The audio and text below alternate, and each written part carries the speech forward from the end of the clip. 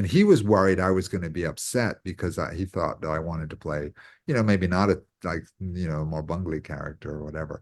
And I was worried I was, ruining his film 2 weeks before. But we both literally had the same thought, and both had come on that phone call wanting to say the same thing.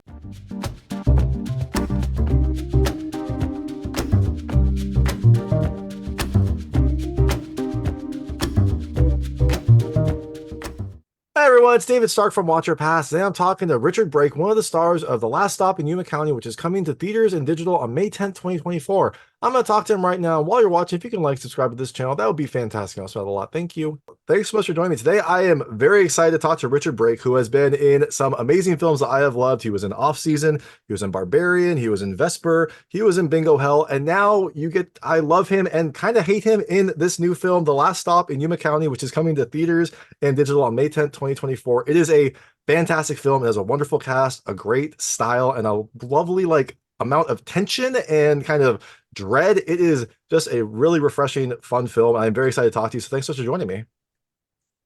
Thank you. Yeah, Of- no, yeah. It's a crazy ride, that film. I love It it. it it definitely is. It definitely is. So I'm very curious. How did you get involved in this movie? How did you get the role of Beau? Because you do phenomenally. It is just a Um, wonderful performance. Thank you. Francis, the director, reached out to me a long time ago, pre-COVID. I think it was about a month before COVID kicked in. I got this lovely letter and the script from Francis, who I got in touch via one of the producers, James Cleese, who actually sold his house to get this film made. Uh, I know. And so James got Francis in touch with me, and he sent me the script, and I read it, and I was like, wow, just because I didn't know what was going to happen. I read so many genre scripts every year, and it's rare that I read one where I think, oh, I know what's going to happen. And then 10 pages later, it doesn't happen. Something totally different happens. And then 10 pages later, something else, and Barbarian had that impact on me. That was incredible when I read it. And this film did too when I read this script. And then I spoke with Francis and I was sold. I mean, the guy just is an incredible lover of film and so knowledgeable and so passionate. And just I thought, I'm going to trust this guy. I know it's his first feature film, but I really think there's a special talent here that Francis has. And I'm really grateful to be a part of it. And so I signed on right away. I think I was the first person to sign on. Then I heard Jim Cummings was going to do it. And then I was like, oh, I did the right thing because I'm a big fan of Jim.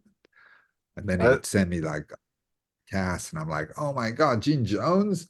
Oh my God. And then he'd be like, and I was Michael Abbott Jr. Oh my God. And I'd seen oh, what's it called? The movie with that Nicholas Logan's in, that Rosamund is in. Anyway, like he plays a Russian gangster. I forget the name of the film, but and I'd seen Nicholas, and I was like, oh, that guy's brilliant. So it's just literally the cast and Barbara. I mean, at the end, he got Barbara Crampton. I'm like, oh mhm. my God. So yeah, it was it was a treat to be a part of it. It was an honor to be a part of it. Yeah, no, that's awesome. And I love that you signed on, even though Francis, you mentioned this is his first feature film. I thought it was brilliant. I thought it was an amazing movie. One thing I was curious though, it is such a polished, well done film for someone's feature debut. Was there any, like, did you have to, not have to, but was there any help that you, all the experience people gave to Francis, or was this just, he's just naturally talented and has a great eye for this? Because I was amazed that this was his first feature film. Yeah, no, I think a lot of it is Francis. He's self-taught as well. He didn't go to USC Film School or anything like that. He just, watches DVD commentaries, watches films over and over. He's just incredibly passionate filmmaker, loves film, truly loves film, probably as much as anyone I've met. And so he came into that really prepared, like he knew what he wanted every shot.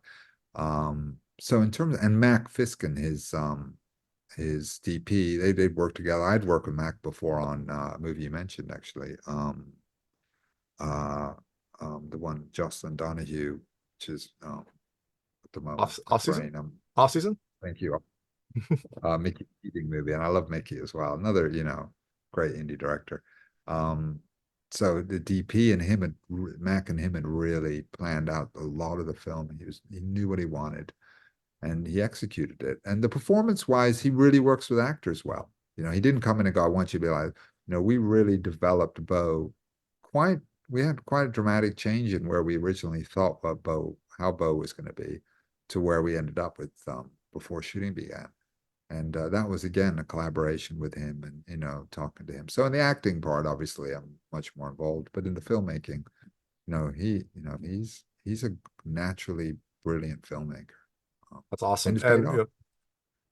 speaking of like Beau's development, I know that you play a lot of villains, and Beau was just a wonderful like classic kind of villain in this film. Like, did you have to do anything to prepare for that, or it sounds like maybe it was organically developed as you kind of got there and got a feel for what this movie was going to be like?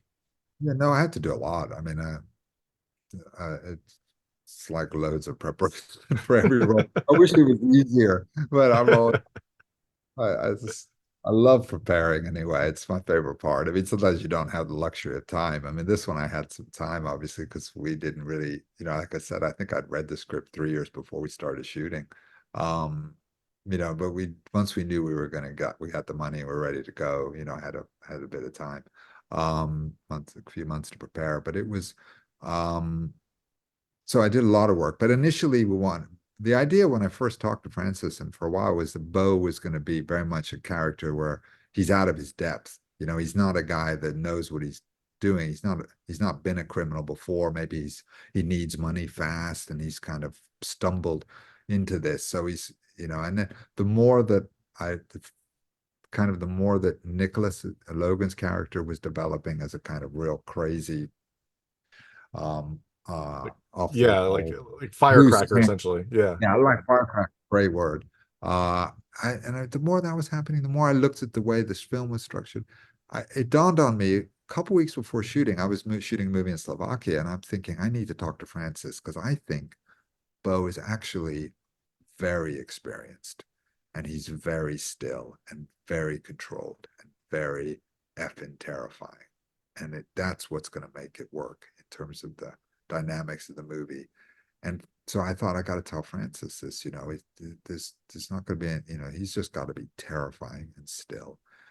And I thought Francis isn't going to like this. And then Francis said to me he wanted to talk to me, so we planned this Zoom meeting. Um, this is probably like 2, 3 weeks before shooting began, and Francis, we got together, and he'd been rehearsing a bit in LA with some of the actors and doing read-throughs.